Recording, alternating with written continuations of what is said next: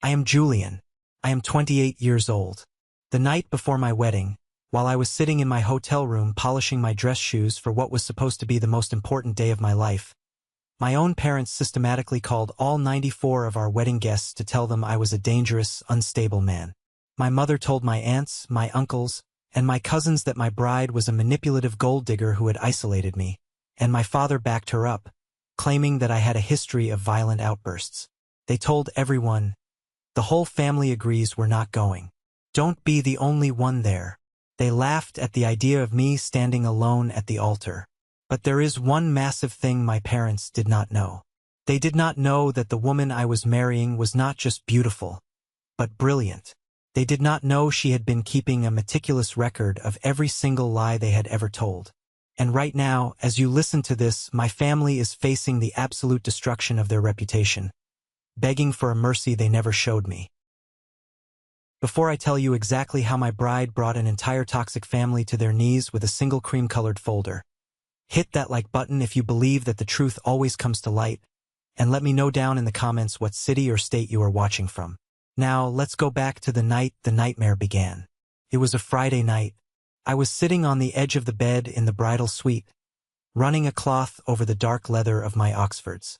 Clara, my beautiful fiancée, was sitting at the vanity across the room, carefully organizing her jewelry for the next morning. The room smelled like fresh linen and expensive flowers. It was quiet. It was the kind of quiet you only get when you have worked your entire life to build a peaceful sanctuary away from the chaos of your past. We had been together for 4 years. 4 years of building a quiet, solid life. Tomorrow was our finish line.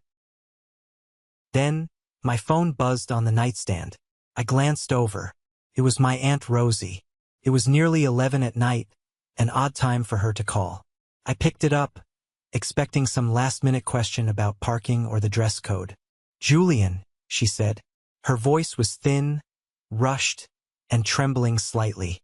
"I am so sorry to do this over the phone. I don't know what to say." I stopped buffing the shoe. A cold weight settled directly behind my ribs. I knew that tone. It was the tone my family always used when a storm was brewing, usually a storm orchestrated by my mother, Beatrice. "What is it, Aunt Rosie?" I asked, keeping my voice level.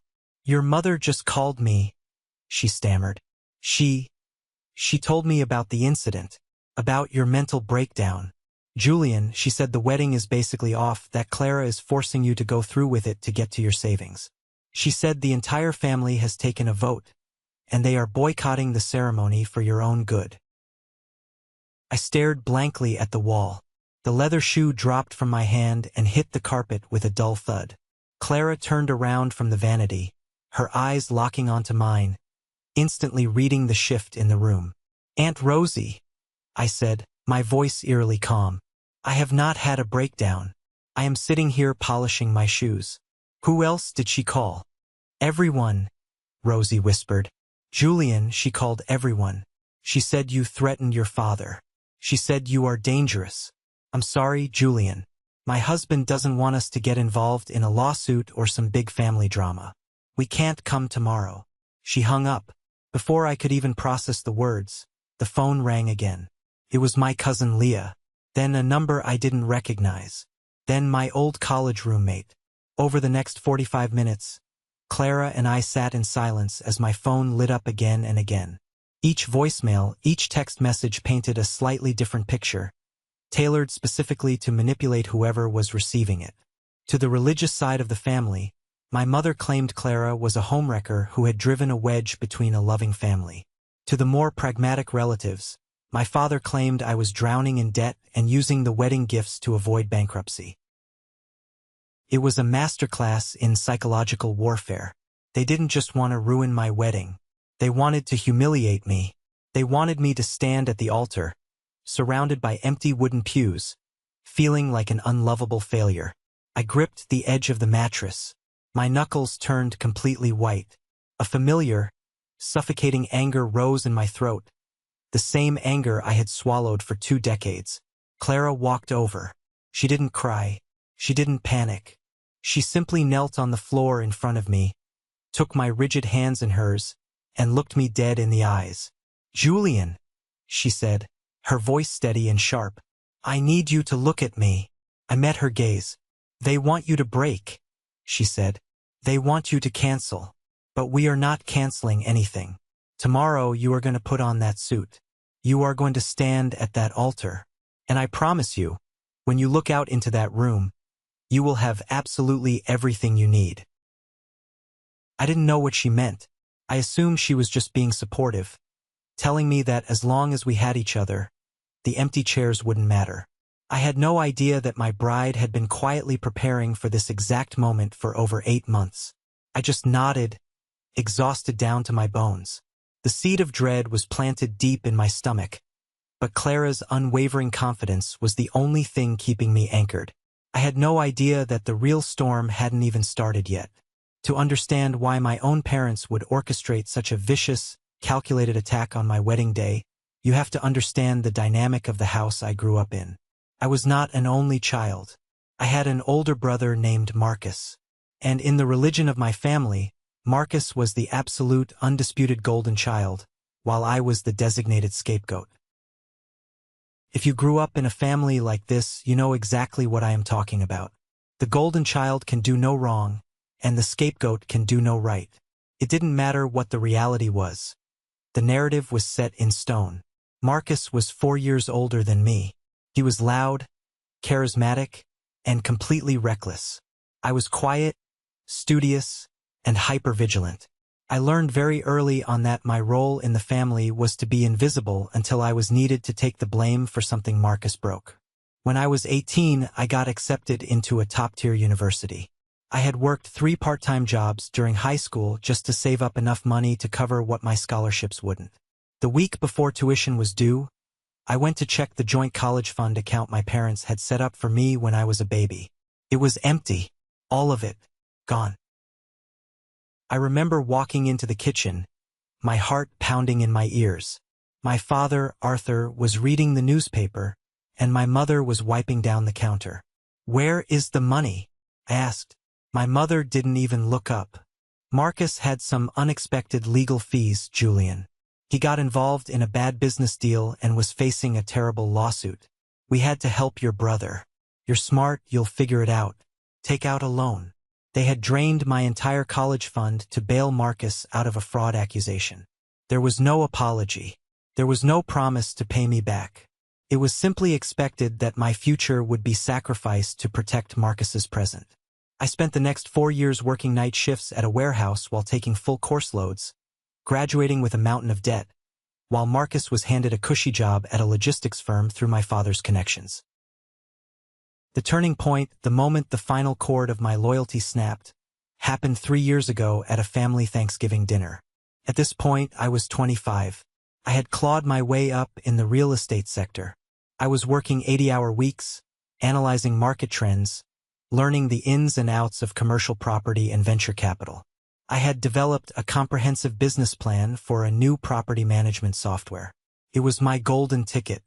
I had foolishly trusted my family enough to show the proposal to my father, hoping for just an ounce of the pride he so freely showered on Marcus. At that Thanksgiving dinner, my mother clinked her wine glass with a spoon to get everyone's attention. The room fell silent. "We have an amazing announcement," Beatrice beamed, placing a hand on Marcus's shoulder. "Marcus has just secured initial funding for his new tech startup, a revolutionary property management software. We are so incredibly proud of him." I stopped breathing. The fork slipped from my fingers and clattered against the porcelain plate. I stared across the table at Marcus. He had a smug, self-satisfied grin plastered across his face. He had taken my entire business plan, slapped his name on it, and presented it to a group of amateur investors my father knew. I stood up from the table. The chair scraped loudly against the hardwood floor. "That is my software," I said. My voice was low, but it cut through the room like a razor. "I wrote every line of that proposal. I ran the market analysis. You stole it." The room went dead silent. You could have heard a pin drop. My father slammed his fist on the table. The water glasses rattled. "Julian, sit down right now. How dare you ruin your brother's moment with your jealous delusions?" He stole my work, I repeated, my chest heaving. Show them the metadata on the files, Marcus. Show them the creation dates. My mother stood up, her face flushed red with fury. Enough! Marcus is the entrepreneur of this family. You are a low-level analyst. Nobody would believe you came up with this anyway. If you make a scene and threaten his investors with a lawsuit, you will destroy this family's reputation. You will sit down, you will shut your mouth, and you will support your brother. I looked at my mother. I looked at my father. I looked at the smug, entitled thief sitting across from me. I realized in that exact moment that they did not see me as a human being. They saw me as a resource to be harvested for Marcus's benefit. I didn't yell. I didn't flip the table. I simply turned around, walked to the front door, and left. I drove for 3 hours that night, my hands gripping the steering wheel so hard my knuckles throbbed. I made a vow to myself right then and there. I would never ask them for anything again. I would never share my life with them again. Over the next 3 years, I built an impenetrable wall. I kept my distance. I showed up to major holidays for exactly 1 hour, spoke in polite generalities, and left. They thought I was still a struggling analyst making a mediocre salary. They had no idea that I had taken a different concept, pitched it to a major venture capital firm, and quietly become a silent partner in a multimillion-dollar real estate investment portfolio. I drove a reliable, unassuming sedan. I wore plain clothes. I let them believe I was exactly the failure they wanted me to be, because staying off their radar was the only way I could build my empire in peace. It was during this time of quiet, relentless building that I met Clara. She was a corporate lawyer handling a complex commercial lease I was negotiating. She was sharp, fiercely intelligent, and saw right through any nonsense. On our third date, I told her everything. I told her about the stolen college fund, the stolen business plan, the constant gaslighting. Clara didn't offer me empty platitudes. She didn't tell me that family is everything, or that I should forgive them. She looked at me across the table, took a sip of her coffee and said, "They are parasites.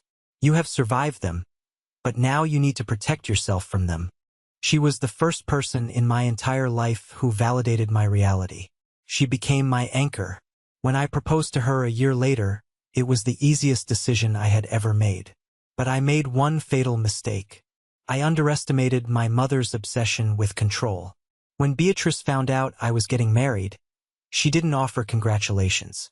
She immediately saw Clara as a threat. Clara was independent. Clara was a lawyer. Clara could not be manipulated. And worst of all, a marriage meant I was officially creating a new family, severing the final string of control Beatrice held over me. She realized that any future inheritance, any future leverage, any future use I might have for Marcus was slipping through her fingers. And so the sabotage began. The campaign to destroy my wedding did not start the night before. It started quietly, insidiously, exactly 3 weeks before the ceremony. I was at my office reviewing a quarterly financial report when my cell phone rang. It was Sarah, the head venue coordinator for the botanical garden where we were holding the reception. Clara and I had paid a significant deposit for this venue. It was a beautiful, glass-enclosed conservatory that Clara had fallen in love with. "Hi, Julian," Sarah said. Her voice sounded strained, professional but deeply uncomfortable. "I am just calling to confirm the cancellation of your event on the 14th. I have the refund request form ready, but our policy states I need verbal confirmation from both you and Clara before I process the return to the card on file." I stopped typing. The cursor on my screen blinked steadily. "Sarah, what are you talking about?" I asked. "We are not canceling the wedding." "Who told you we were canceling?" There was a long pause on the other end of the line. I could hear the rustle of papers. "Julian, I received an email yesterday evening from an address with your name.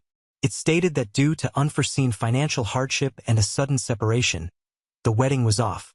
The email requested the venue deposit be refunded immediately to a different routing number." My blood ran completely cold. "Sarah, do not process anything. Forward me that email right now." When the email hit my inbox, I stared at it in disbelief. The sender address was a clever variation of my name, but the writing style, the slightly overly formal tone, the specific phrasing, it reeked of my family. Someone had tried to cancel my wedding and steal the deposit money. I called Clara immediately. She listened to my explanation, her silence on the other end of the phone speaking volumes. "It's Beatrice," Clara said finally. "Or Marcus. Probably both. They are testing the fences, Julian. They want to see how much damage they can do without leaving fingerprints." "I can't prove it's them," I muttered, rubbing my temples. "The IP address is probably masked or from a public library. This is insane. Who does this?" "Desperate people," Clara replied smoothly. "People who are losing control. Let me handle Sarah and the venue. I will set up a strict password protocol. Nobody makes changes to this wedding unless they give a specific passcode in person." I thought the fake cancellation was the worst of it. I was so incredibly wrong. A week later, the whispers started. I began getting strange, probing text messages from extended family members. My cousin sent me a message asking if I needed a place to stay, implying she had heard I was homeless.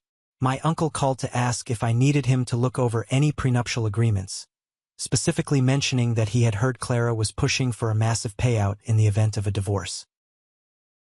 The most bizarre call came from a family friend who casually mentioned how sorry they were to hear about my recent demotion and subsequent salary cut. I hadn't had a salary cut.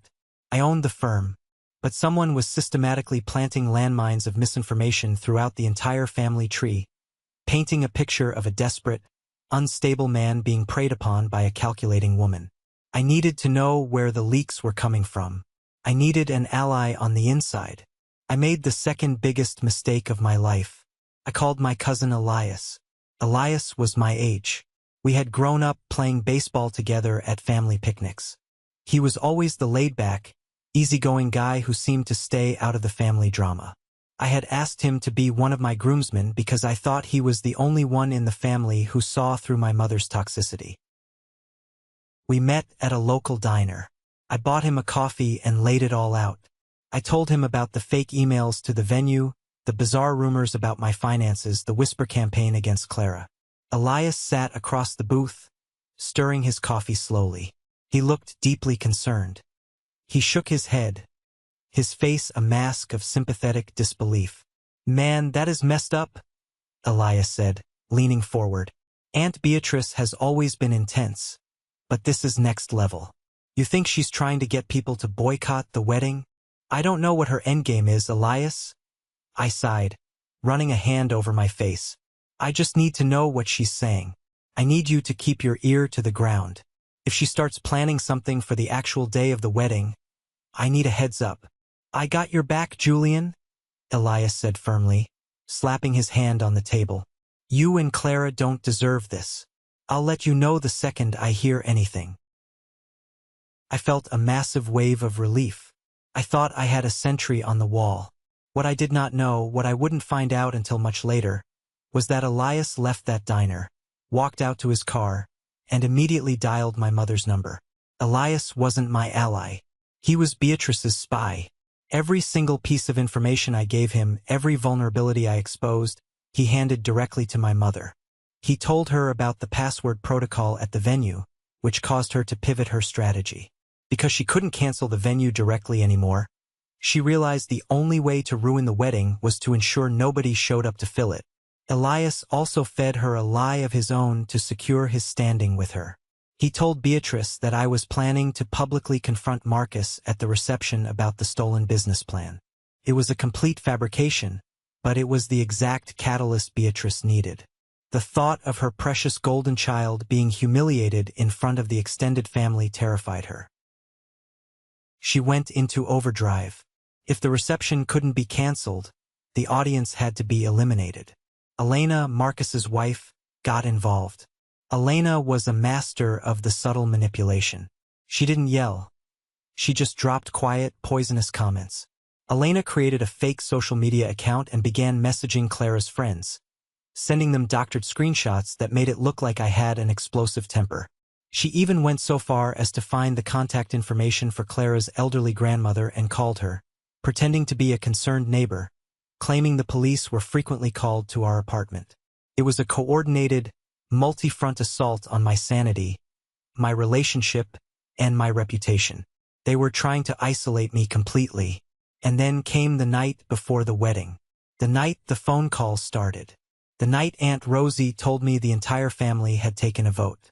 As I sat on the floor of that hotel room, clutching my phone while Clara promised me I would have everything I needed tomorrow, I realized that my family had successfully executed their master plan. Thanks to Elias's betrayal, Elena's forged messages, and Beatrice's relentless phone calls, 94 chairs were going to be empty. I looked down at my hands. They were shaking, not from fear, from a rage so deep and so old it felt like it was burning through my veins. I need to call them, I said to Clara. Julian, no, Clara warned, her voice tight. Do not engage. That's what they want. They want you to scream so they can record it and prove you are unstable. I'm not going to scream, I said quietly. I stood up, walked to the window looking out over the city skyline, and dialed my father's number. The phone rang 3 times before it clicked open. The connection was clear. I could hear the faint murmur of a television in the background. My parents were at home, sitting in their comfortable living room, having just finished systematically destroying my wedding. Hello! My father's voice, Arthur, sounded thick, defensive, and incredibly tense. You called Aunt Rosie, I said. My voice was a dead, flat monotone. I didn't yell. I didn't let a single ounce of emotion bleed into the syllables. You called the entire family. You told them I was dangerous. There was a moment of heavy silence. Then, I heard the rustle of the phone changing hands. My mother took the receiver. Julian, Beatrice said. Her tone was dripping with that fake, suffocating maternal concern she used whenever she was twisting the knife. We are doing this because we love you. You are not in your right mind. This woman, Clara, she has manipulated you. She is tearing this family apart. We could not, in good conscience, sit there and watch you make the biggest mistake of your life. And we couldn't let the rest of the family enable it either. You tried to cancel the venue, I stated, staring out at the streetlights below. You tried to steal the deposit. You had Elena harass Clara's friends. And now you are holding a boycott. You are delusional. Beatrice snapped, the facade cracking instantly. Listen to yourself. You sound paranoid. This is exactly why we are doing this. You need professional help, Julian, not a wedding. Marcus is devastated by your behavior. Marcus is a thief, I said softly. Do not speak about your brother that way, my father yelled in the background. I will not be there tomorrow, Beatrice commanded, her voice dropping to a harsh, icy whisper. Your father will not be there. Your brother will not be there. Nobody is coming, Julian. Cancel the event. Go home. We can discuss finding you a therapist on Monday. Do not embarrass yourself by standing in an empty church. She hung up. The line went dead. I slowly pulled the phone away from my ear. The silence in the hotel room was deafening. They had really done it. They had burned the bridge, blown up the foundation, and salted the earth. I was completely, utterly orphaned by my own blood. I turned around. Clara was watching me from the vanity. Are you okay? She asked softly. I'm done, I said. And for the first time in my entire life, I actually meant it. The heavy, suffocating chain of obligation that had choked me since childhood just evaporated. I didn't care about making them proud anymore. I didn't care about their approval. They were dead to me. Good, Clara said simply. She reached into her overnight bag and pulled out a thick, cream-colored manila folder, securing it with a heavy black binder clip. She set it gently on the nightstand. Get some sleep, Julian. Tomorrow we go to war. The morning of the wedding was surreal. It didn't feel like a wedding day. It felt like the morning of a high-stakes trial. The weather was brutally perfect. Crisp, clear, with brilliant sunshine pouring through the hotel windows. I put on my tailored suit. I tied my tie in the mirror. My face looked different to me. The anxious, people-pleasing boy who always looked over his shoulder to see if his mother was judging him was gone. Staring back at me was a man who had survived. Clara's maid of honor, Jolene, arrived at 9 a.m. Jolene was a force of nature. She walked into the room carrying 2 coffees, her dress in a garment bag, and a look of absolute murderous determination in her eyes. She already knew everything. She walked straight up to me, handed me a coffee, and adjusted my lapel. "You look like $1,000,000, she said fiercely. "And anyone who isn't sitting in those chairs today doesn't deserve to breathe the same air as you." "Thanks, Joe."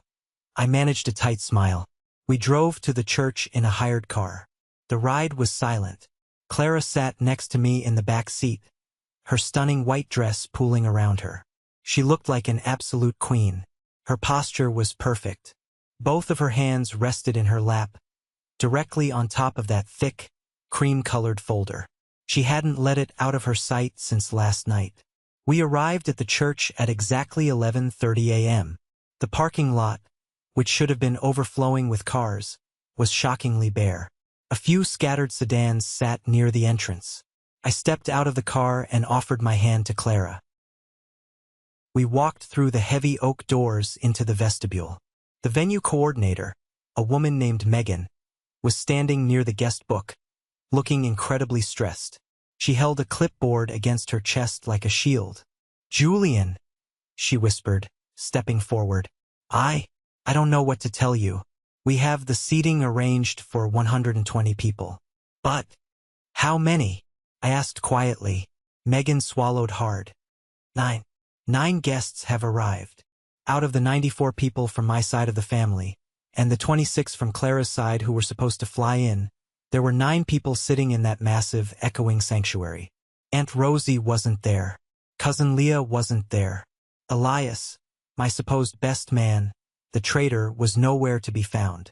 The 9 people who showed up were Clara's parents, Jolene, 2 of my old college friends who weren't in the family gossip loop, and 4 elderly neighbors from Clara's hometown who had driven 6 hours to get there. "It's okay, Megan," Clara said smoothly, her voice betraying absolutely zero panic. "Tell the organist to start the music at noon exactly. Do not delay it by a single minute." Megan looked bewildered, but she nodded and scurried away.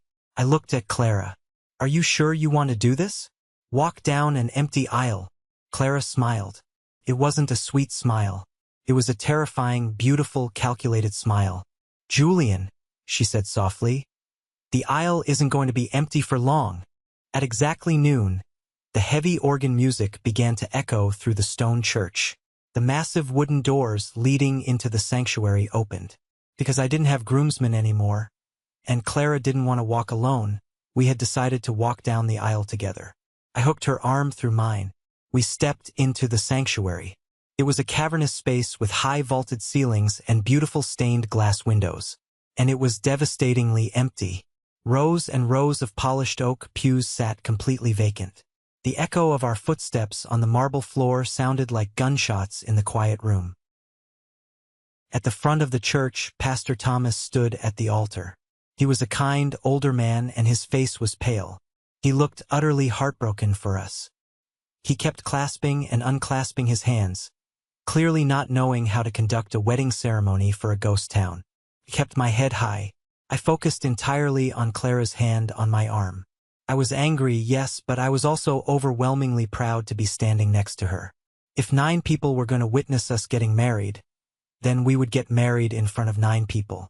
We reached the midway point of the aisle. The altar was 30 feet away. The silence from the empty pews was deafening. And then, right as Pastor Thomas opened his mouth to begin his opening prayer, the thick, heavy oak doors at the back of the church burst open. A sound like a rushing wave filled the space.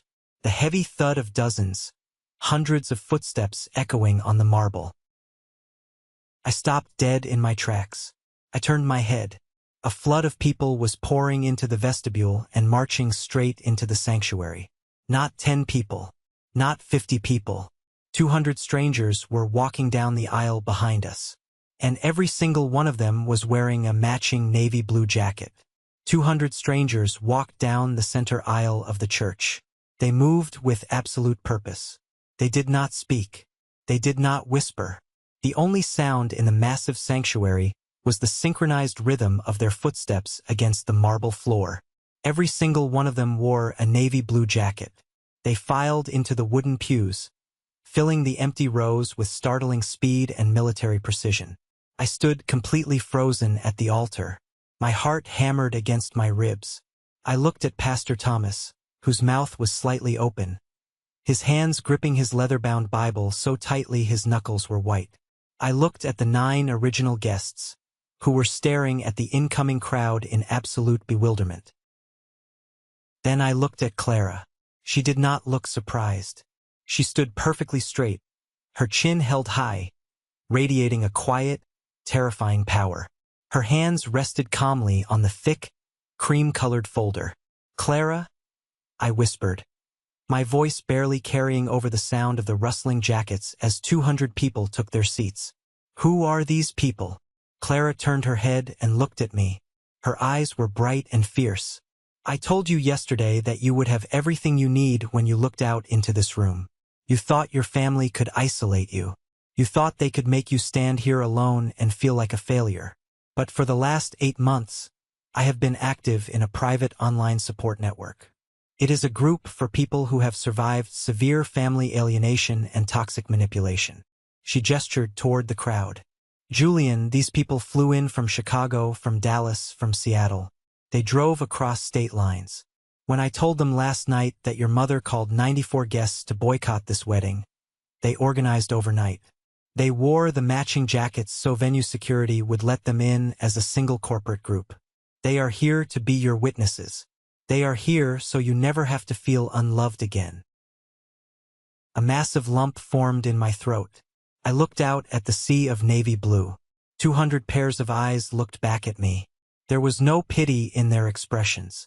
There was only absolute, unwavering solidarity. An older woman in the second row caught my eye and gave me a firm, respectful nod. A man near the back gave me a thumbs up. They were strangers, but in that moment, they felt more like family than the people who shared my DNA. Pastor Thomas cleared his throat, adjusting his microphone. He looked out at the completely packed church, a sudden wave of confidence washing over his face. "Dearly beloved," Pastor Thomas began, his voice booming through the speakers, "we are gathered here today to witness." The heavy oak doors at the back of the church violently swung open. The loud bang echoed off the vaulted ceilings, interrupting the pastor mid-sentence. 200 heads turned simultaneously. There, standing in the vestibule, framed by the bright sunlight streaming through the stained glass, were 3 people. My mother, Beatrice, my father, Arthur, and my brother, Marcus. They had come. They had actually come. They did not come to celebrate. They came to gloat. They came to stand in the back of an empty room and watch me suffer. Marcus was wearing a sharp, custom-tailored gray suit, an arrogant smirk already plastered across his face. Beatrice wore a conservative black dress, looking every bit the grieving mother she was pretending to be. Arthur stood slightly behind them, his hands in his pockets, playing the role of the silent enforcer. They stepped into the sanctuary, expecting to see me standing humiliated in front of 9 people. Instead, they walked into a wall of 200 completely silent strangers staring directly at them. Marcus stopped dead in his tracks.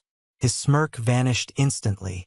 He looked at the packed pews, his eyes darting frantically from row to row. Beatrice gasped, her hand flying up to cover her chest. The color drained completely from Arthur's face. The silence in the room was electric.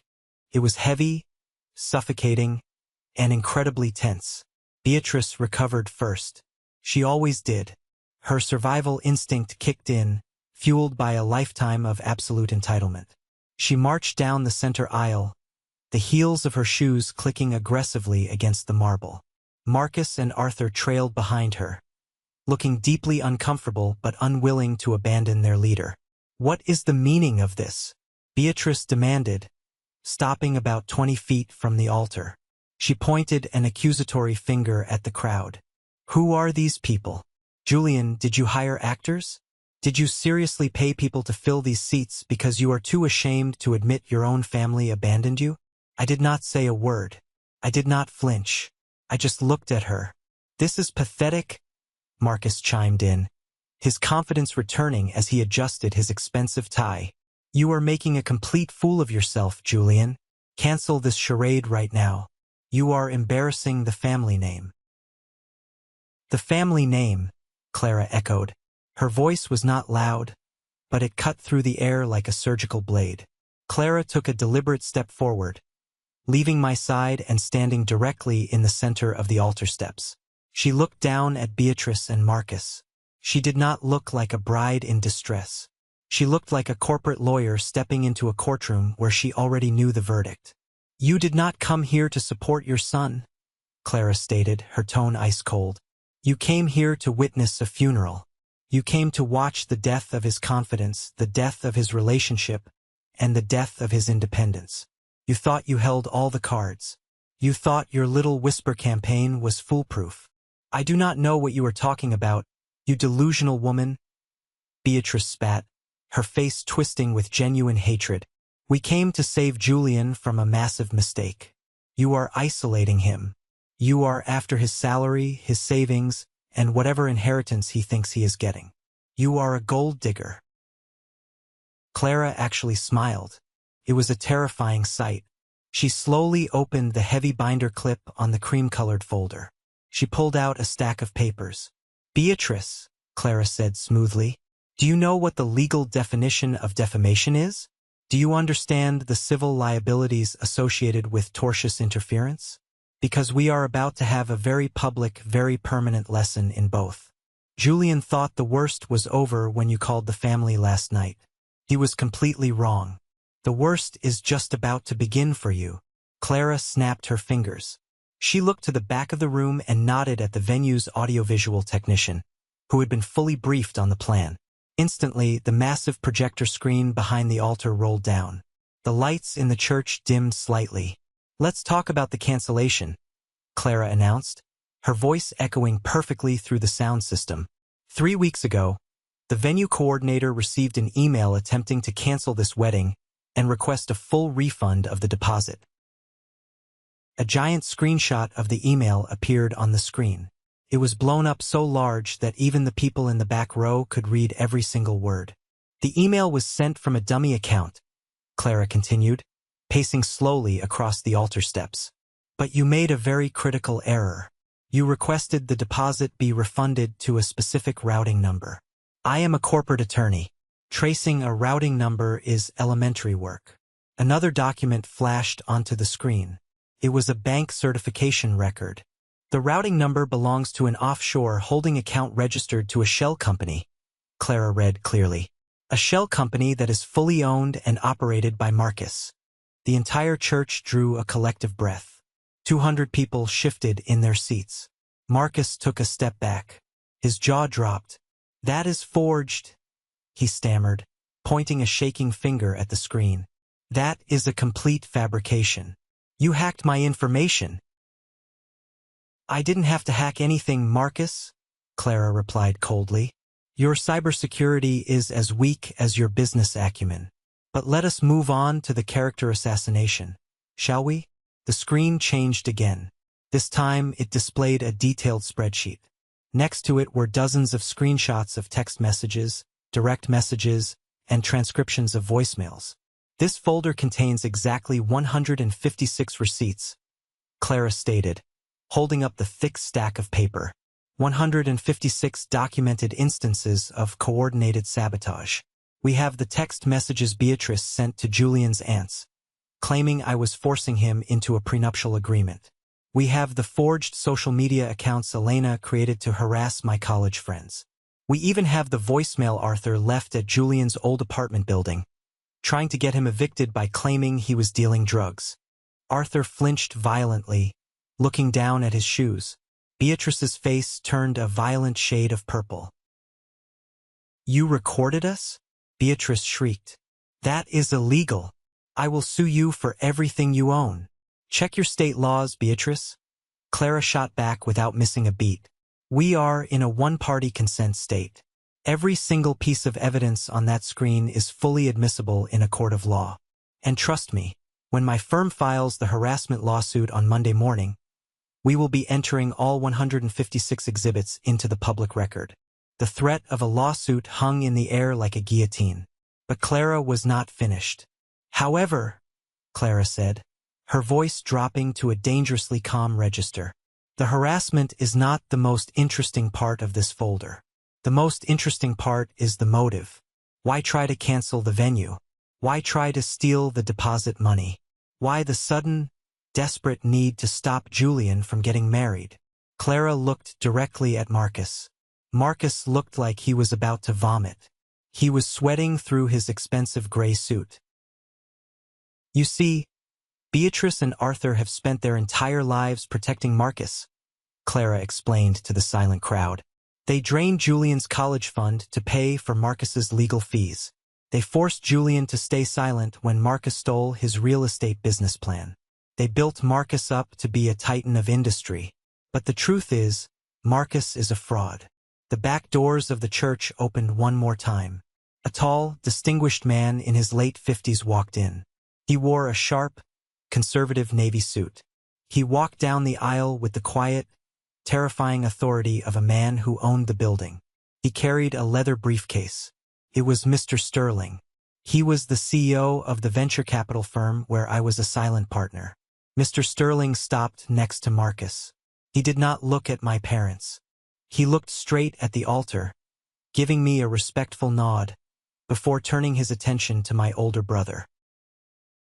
Julian, Mr. Sterling said, his deep voice carrying easily through the quiet room. I apologize for the interruption on your wedding day, but the paperwork was finalized this morning, and you explicitly instructed me to deliver the news in person. Marcus stared at Mr. Sterling. His eyes were wide with pure, unadulterated terror. He recognized him immediately.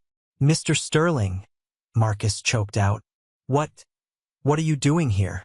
We have a meeting on Tuesday to finalize the capital injection for my software company. Mr. Sterling looked at Marcus as if he were a bug on a windshield. We do not have a meeting on Tuesday, Marcus, Mr. Sterling said flatly. Your company is bankrupt. You have defaulted on 3 major commercial loans, you have mismanaged every asset, and you are currently facing a federal audit for misappropriation of funds. You desperately needed Julian's venue deposit money just to make payroll this week. Beatrice let out a sharp, genuine cry of shock. She grabbed Marcus's arm. Marcus? What is he talking about? You told us the company was thriving. You told us you were expanding. Marcus couldn't speak. He was hyperventilating. The only reason your company is not being liquidated by the bank on Monday morning, Mr. Sterling continued ruthlessly, is because a private holding firm stepped in and bought your debt for pennies on the dollar. They have initiated a hostile takeover. They now own 80% of your equity, your intellectual property, and your commercial real estate assets. Mr. Sterling opened his briefcase, pulled out a thick legal document, and shoved it hard into Marcus's chest. Marcus grabbed it reflexively. The owner of that holding firm, Mr. Sterling said, turning to look at me, is Julian. The silence that followed that statement was absolute. It was the kind of silence that rings in your ears. I looked down at my family. The illusion was completely shattered. I was not the struggling analyst they thought I was. I was not the scapegoat they could kick around anymore. I had spent the last 3 years quietly building my empire in the shadows, amassing capital, making strategic investments, and waiting for the exact right moment to reclaim what was stolen from me. You stole my business plan, Marcus, I said. It was the first time I had spoken since they entered the room. My voice was calm, level, and utterly devoid of sympathy. You built a company on my back, and you failed. You ran it into the ground because you have no actual talent. You only know how to take. I walked down the altar steps, standing right next to Clara. I bought your debt, I told him, looking him dead in the eyes. I own your software. I own your office building. I own everything you pretended to build. You are no longer the CEO. You are unemployed. And if you do not sign that transfer agreement by the end of business today, Mr. Sterling will hand the evidence of your financial fraud over to the authorities. You will not just lose your company. You will go to federal prison. I thought they would fight back. I thought they would scream. I was so incredibly wrong. The complete and total collapse of the Golden Child is not a loud event. It is a pathetic, quiet crumbling. Marcus dropped to his knees. Literally. He crumpled onto the hard marble floor of the center aisle, the legal documents scattering around him. He put his head in his hands and started sobbing. It wasn't a dignified cry. It was the ugly, desperate weeping of a man who had spent his entire life playing a rigged game and had just been completely wiped off the board. Beatrice looked from Marcus on the floor to Mr. Sterling, and then up at me. The reality of the situation crashed down on her all at once. Her favorite son was bankrupt and facing prison. Her despised son was a millionaire holding the keys to their entire future. The transition was sickening to watch. In the span of 5 seconds, Beatrice's face shifted from hateful arrogance to desperate, groveling panic. She lunged forward, grabbing my forearm with both hands. Her fingers dug into my suit jacket. "Julian," she begged, tears suddenly streaming down her perfectly contoured face. "Julian, please. He is your brother. You can't do this to him. You can't let him go to prison. He has a wife. He has a mortgage. We are family. Family protects each other." I looked down at her hands gripping my arm.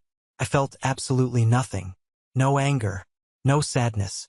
Just a cold, clinical detachment. "Family," I repeated softly. "Family protects each other. Is that what you were doing when you called 94 people last night to tell them I was a violent psychopath? Is that what you were doing when you tried to steal my venue deposit? Is that what you were doing when you drained my college fund to cover his mistakes 10 years ago?" "We made a mistake," Arthur suddenly shouted, stepping forward. He looked desperate, realizing his retirement and social standing were tied to Marcus's success. "Julian, be reasonable. We can handle this privately. We can draw up a contract. Do not ruin him publicly like this." "I didn't ruin him," I said, gently but firmly peeling Beatrice's hands off my arm. "He ruined himself. I am just holding the mirror up." I took a step back, standing shoulder to shoulder with Clara. "There will be no private negotiations," I stated clearly, making sure every word echoed through the silent church. "There will be no family meetings. The deal is exactly what Mr. Sterling handed you. You sign over the assets, you walk away with nothing, and I do not send you to prison. That is my final offer. Now, get out of my church." Beatrice let out a wail, throwing herself next to Marcus on the floor, trying to gather the scattered papers. "You are a monster," she screamed at me. "You are destroying us." "No," Clara corrected her smoothly. "He is enforcing a boundary. Security, please escort these trespassers off the premises." Clara had thought of everything. The venue coordinator, Megan, who had been watching the entire exchange from the vestibule with wide eyes, quickly gestured to 3 large security guards waiting by the main doors. But they didn't even need to intervene. The 200 strangers in the navy jackets stood up. They didn't yell. They didn't threaten. They simply stood up in perfect unison, forming a massive, silent wall of bodies between the altar and the center aisle. They stepped forward, naturally boxing Beatrice, Arthur, and Marcus toward the back doors. It was the most beautiful thing I had ever seen. Marcus scrambled to his feet, clutching the documents to his chest. Arthur grabbed Beatrice by the arm, hauling her up. They stumbled backward, surrounded by the silent, judgmental stares of 200 people who knew exactly who they were and exactly what they had done. They were pushed out the heavy oak doors. The doors swung shut behind them with a heavy, final thud. The brass latches clicked into place. They were gone. I stood there for a long moment, staring at the closed doors. The heavy, suffocating weight I had carried on my shoulders for 28 years completely vanished. I took a deep, shuddering breath. The air in the room felt lighter. The church felt brighter. Clara reached out and took my hand. Her fingers were warm and steady. I turned to her. She smiled, and this time it was a genuine, radiant smile. The warrior lawyer was gone, and the woman I loved was standing in front of me. "Are you ready to get married?" she asked softly. I looked at her. Then I looked out at the 200 strangers in navy blue jackets, who were all sitting back down, smiling and wiping tears from their eyes. "I have absolutely everything I need," I said. Pastor Thomas stepped back up to the microphone. His hands were no longer shaking. He cleared his throat, a massive grin spreading across his face. "Well," Pastor Thomas said, chuckling softly, "that was certainly a reading of the banns. Let us continue." We exchanged our vows. We didn't use the traditional script. We spoke from the heart. I promised to protect her, and she promised to always stand by my side, armed with receipts if necessary. When I kissed my bride, the entire church erupted into a deafening, standing ovation. The cheering echoed off the vaulted ceilings. It was the loudest, most joyous sound I had ever heard in my life. It has been exactly 1 year since that day. A lot can happen in 365 days when you finally cut the toxic anchor holding you down. Marcus signed the transfer agreements the following Monday. He had no choice. He walked away from the company with absolutely nothing. Within 3 months, his wife, Elena, filed for divorce. The ensuing custody battle over what little assets they had left was vicious, public, and entirely predictable. Marcus is currently living in a rented apartment on the outskirts of the city, working as a mid-level sales rep for a logistics company. He will never sit in a CEO's chair again. As for my parents, the fallout was equally severe. Because they had co-signed several of Marcus's early business loans, relying on his fake success, the bank came calling. Beatrice and Arthur were forced to sell their massive suburban house to avoid bankruptcy. They downsized to a small condo. Their social standing, the thing Beatrice valued above all else, evaporated overnight when the details of Marcus's fraud leaked in our hometown. 3 weeks ago, I received a thick envelope in the mail. It was a handwritten letter from Beatrice. It was 5 pages long, filled with flowery language about forgiveness, family bonds, and the healing power of time. At the very end of the letter, tucked neatly into the final paragraph, was a subtle request for a temporary financial loan to help Arthur with some unexpected medical bills. I didn't read it twice. I didn't get angry. I didn't feel that old, familiar panic in my chest. I simply took a red pen, wrote "Return to Sender" across the envelope, and dropped it back in the mailbox. I don't hate them anymore. Hate requires energy. Hate requires an emotional investment. I have simply reached a state of total, peaceful indifference. They are strangers to me now. Strangers whose calls I do not answer, whose letters I return, and whose drama I do not entertain. My life is incredibly quiet now, and I love every single second of it. Clara and I bought a house with a massive backyard. We spend our weekends drinking coffee on the porch, reading, and planning our future. My real estate holding company has doubled its portfolio. Mr. Sterling and I took Marcus's failing software, completely rebuilt the code, and launched it successfully last quarter. Turns out, when you remove the parasite from the host, the organism thrives. But the most important thing I gained over the last year wasn't money or vindication. It was a true understanding of what family actually means. Family is not an obligation tied to your DNA. Family is not a group of people who demand your loyalty while systematically destroying your peace.